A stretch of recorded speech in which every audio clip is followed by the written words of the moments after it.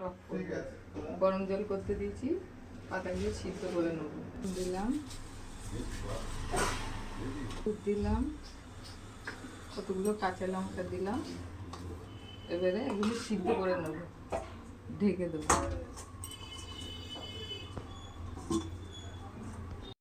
এবার নামিয়ে নেব। আচারের তেল দিলাম, লঙ্কা দিলাম, সরষে ফোড়ন দিলাম, রসুন কাটা করে রেখেছিলাম দিয়ে দিলাম।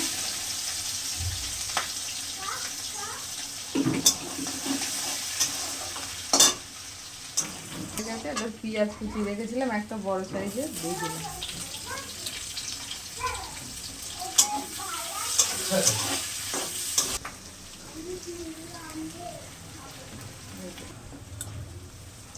পেঁয়াজ রসুনগুলো ভাজা হয়ে গেছে, এবারে আমের টুকরোগুলো দিয়ে দিলাম, কাঁচা আম কেটে রেখেছিলাম।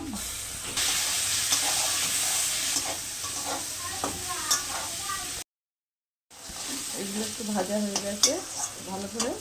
এবার কচুর শাকটা সিদ্ধ করে রেখেছিলাম, লবণ হলুদ দিয়ে দিলাম। কাঁচা লঙ্কাও দিয়ে আছে, কাঁচা লঙ্কাটা একটু বেশি দিতে হবে।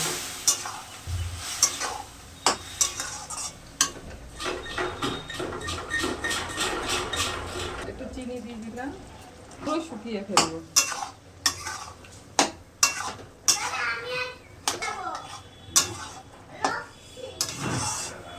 শুকনো করবো একেবারে।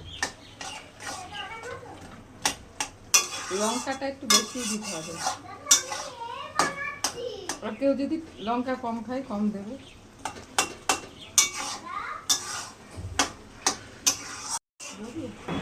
কচুর পাতার ঝাল টক, আমি ঝালটা বেশি দিয়েছি, কেউ যদি ঝাল কম খায় কম দেবেন ঝাল। আমরা ঝাল বেশি খাই, তার জন্য বেশি দিয়েছি।